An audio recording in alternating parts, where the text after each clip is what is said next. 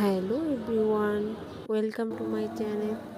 আমাদের সারাদিনের সবাইকে স্বাগত। এটা আমার প্রথম সারাদিনের একটা ব্লগ। সকাল থেকে সন্ধ্যা পর্যন্ত আমি কি কি করি তাই ছোট্ট একটি ঝলক এর মাধ্যমে দেখানো। সকালবেলা ঘুম থেকে উঠেই ফ্রেশ হয়ে ছেলেকে ফ্রেশ করে চলে যাই রান্নাঘরে। মাঝে মাঝে আমার শাশুড়ি মা চা করে ফেলে, মাঝে মাঝে আমি করি।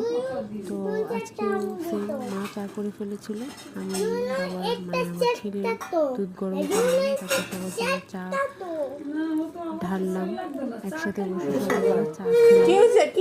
ছেলের দুষ্টুমিটা আছে, চায়ের সাথে ছেলের দুষ্টুমিটা আমাদের বিস্কিটের মতো কাজ করে। চা খাওয়া শেষ হলে চা খাওয়ার থালা বাসন ধোয়ার পালা।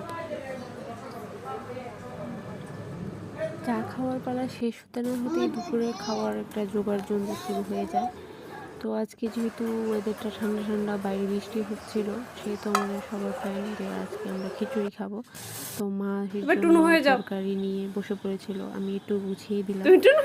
আমার ছেলের দুষ্টু তো আছে, ওর সাথে একজন সারাদিন থাকতেই হয়।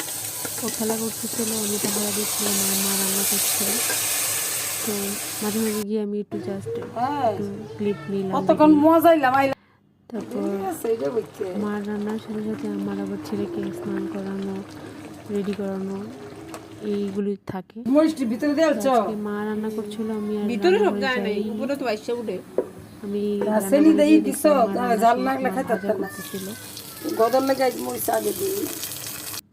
তো ছেলেকে স্নান করিয়ে চলে এলাম ডাইনিংয়ে, সবার জন্য খাবার বেড়ে ছেলেকে খাওয়াতে বসলাম। আর সাথে মা, আমার হাজব্যান্ড মানে শুভ খেতে বসছিল, আর আমার ননদ আগে খেয়ে চলে গেছিলো, বাইরে কাজ ছিল। তো এইভাবেই আমাদের দুপুরটা কাটছিল আজকে। যেহেতু বাইরে ঠান্ডা ঠান্ডা ওয়েদার, সবারই একটু ঘুম পাচ্ছিল। তাড়াতাড়ি আমরা খাওয়া দাওয়া শেষ করে সবাই চলে গিয়েছিলাম ঘুমাতে। বৃষ্টির দিনে ঘুম তো চাই ভাতের পরে, ভাত ঘুম বলে কথা। আমি সবার শেষে খেয়েছিলাম, কারণ ছেলেকে খাওয়াতে খাওয়াতে সবার খাওয়া হয়ে গেছিল। খাওয়া দাওয়া শেষ করে সবাই সবার মতো ঘুমাতে চলে গেল।